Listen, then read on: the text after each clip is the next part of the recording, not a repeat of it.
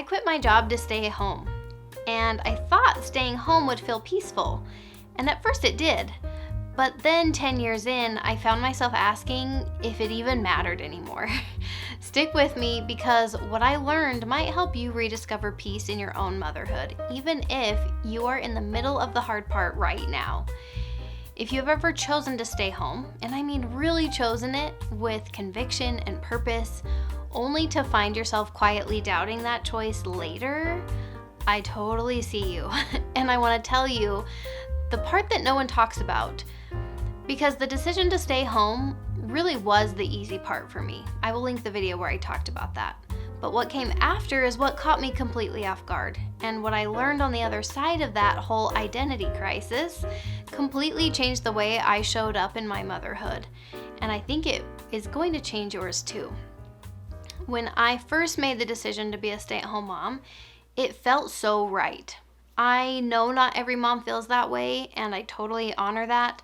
But for me, being a stay-at-home mom truly aligned with who I was. I wanted to be home. I loved the idea of raising my kids full-time, creating rhythms and traditions in our home, being present for all those little moments.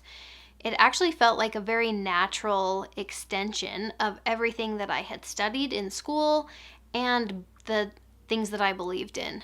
I do have a degree in human development, and honestly, I was using it every single day, reading parenting books, thinking about my kids' development, building their schedules and sensory bins, and making healthy snacks. I felt like I was doing something really important, and I was. The choice aligned with my values. It felt very exciting, empowering even. But what I didn't know, and what no one really tells you, is that even when a choice totally feels right for you, there can still come a time when it starts to feel heavy or lonely or invisible. And for me, that didn't show up until a full decade later. It wasn't like I woke up one day and thought, oh, I hate this. It was more like the color was slowly starting to fade from the picture. It just was becoming less enchanting almost, or just less vivid. My days still looked the same as they always had. I was homeschooling, I was making meals, story time at the library, all the things, but something underneath had shifted. I just didn't feel as present anymore or as fulfilled, and I started noticing things that I hadn't before. Like how my husband had all these work stories. He'd come home and talk about a new project that he was working on, or a funny moment with a coworker, or a big important meeting that was happening. And I started comparing, not intentionally, but very subtly. Like when your husband says something simple about his day, and suddenly you feel this sting, like, oh, I miss having something to show for my day too, right? So I would nod during these conversations, genuinely interested, genuinely happy for him and excited.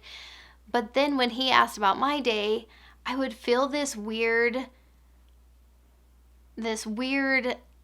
thing, like, what do I even say? Oh, I made that appointment, or yep, got the errands done, or yeah, the kids wouldn't stop fighting today. It all just felt so unimportant and honestly a little embarrassing. I started to crave adult interaction more than I ever had before. Not just chatting with the cashier or waving to the neighbor, but real conversations where I felt seen. And to be totally honest, I started really craving recognition. My husband would get performance reviews and feedback and even praise and raises, and I would think, wow, someone tells you you're doing a good job and then gives you money for it. What a concept. Meanwhile, I was quietly wondering if anyone even noticed all the things that I was doing every single day to keep everything together. And that thought started to take root. Is there something more out there for me?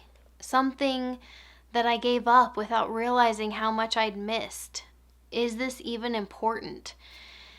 And now here's the part that surprised me the most. Because I had always felt confident in my role as a mom. I wasn't confused about why I was staying home. I knew it mattered. I knew it was good. But all of a sudden, that clarity was slowly starting to slip away. And the questions came rushing in. Who even am I outside of my kids? What am I building here? Am I really growing or am I just surviving? And the question that was really haunting me the most was, does what I'm doing even matter? It felt so insignificant. Not because I didn't value motherhood, but because in the daily grind, it became really easy to forget the value. When no one is watching, when no one is applauding, when the only feedback you get is a toddler tantrum or a pile of dishes in the sink that you just washed 2 hours ago. I remember folding laundry one night and I was totally lost in thoughts. In looking back now, it felt like the slow unraveling of a person who once felt purpose and now felt lost. It was like the threads were just coming loose, one small thought at a time, until I felt like I had lost my grasp on the reality of my life. And that's when I started asking the deeper questions. Seemingly out of nowhere, this quote popped into my mind. The most important of the Lord's work you will ever do will be within the walls of your own home. Now, I couldn't even remember when or where I had heard that, but I just started crying. Nothing had gone particularly wrong that day, nothing had happened, but maybe you've had a moment like that too, where it's not one big thing, it's the weight of all of the small things. I felt that accumulation, feeling so inferior, so insignificant. But as I sat with that quote, I finally started hearing it a little bit differently, because I had been silently wondering if those words were even true, if any of this even mattered, if spending my days wiping counters and refereeing arguments and folding clothes and answering a zillion questions even counted for anything, and is that truly the best work that I could be doing? And suddenly it hit me. I wasn't doubting my role, I was doubting my worth inside of that role. And that quote reminded me, God doesn't miss anything. Not a single gesture of love, not a single sacrifice, or a moment when you're choosing connection over something else, or putting service above your own self-interest. He sees it all. And I kept thinking, this is the Lord's work. These little moments, this is it. And here's the thing, and maybe this will resonate with you. Even knowing that didn't totally fix it. Didn't fix how I was feeling, because I still had this low-grade feeling of not enough running in the background of my days. And that's when I realized I had to go deeper than that. I had to figure out why I didn't feel like the work I was doing was enough, and why I didn't feel like I was enough. And that led me to something very life-changing. And here's what I learned through coaching and through prayer and personal revelation too. It wasn't the laundry. It wasn't the loneliness. It wasn't even the lack of feedback in my role. It was what I believed those things meant. See, when we tell ourselves stories, when we look back at the hard season, we usually think we're describing what actually happened, but really we're describing what we believed about what happened.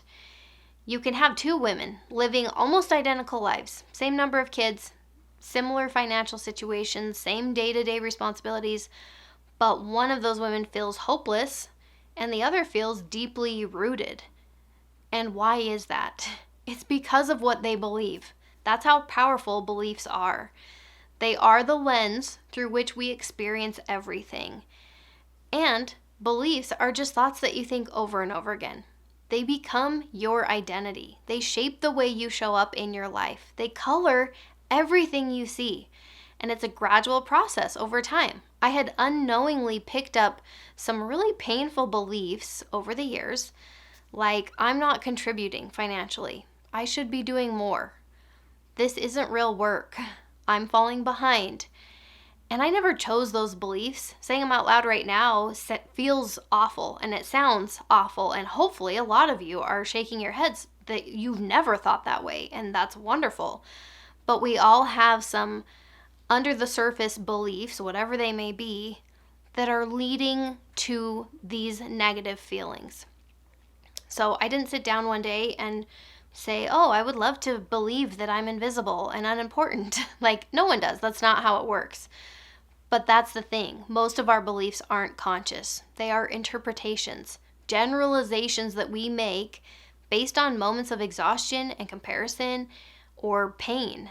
And I had interpreted my lack of praise as proof that I wasn't doing enough. I had interpreted my feeling of loneliness as a sign that I was missing out. I had interpreted the quiet of my home life as a void instead of a very sacred space. And once I started to see that my pain wasn't coming from my circumstances, it was coming from my beliefs, I knew that I could change it. I knew that I didn't need to get out of the home or start working in order to feel better. So I began intentionally replacing those painful, inherited beliefs with truth. Truth about who I am, about what I'm doing, about what God sees in me. Beliefs like, I'm not defined by how much I get done. God knows my heart. My role is sacred. I'm growing even when no one sees me. This work is the most important work I'll ever do. And all those new beliefs, they rewrote my story. They gave me peace in places that I used to feel resentful. And they helped me feel whole again, not because my life changed, but because my thoughts changed. If you're watching this and you're feeling like I was, maybe a little tired, a little unseen, maybe even a little ashamed that you don't love motherhood the way you used to, I want you to know something. You're not broken. You're not weak. You're not failing. You are just believing thoughts that don't serve you. Maybe no one said this to you in a while, but I will say it. What you're doing matters. You matter right now, even in your pajamas, even if you're tired, even if dinner is frozen pizza again tonight. That's why I created my free ebook that I would love for you to have. It's called You Were Made for This. And it just walks you through the shifts that I had to make spiritually and mentally to rediscover peace and purpose and joy in the work that I had once loved doing. It's not about changing your schedule. It's really about changing how you see yourself and your calling as a mother. And it's totally free. You can get it using the link below. You weren't made to hustle. You were made to nurture. You weren't made to impress. You were made to minister. And you weren't made to prove anything. You were made to create peace in a home that points to the Savior. And I believe, with everything in me, you were made for this. But if you're feeling invisible, watch the next video coming up where I'm telling you why I keep showing up in my home even when no one seems to notice. You are doing so much better than you think, and I'll see you soon.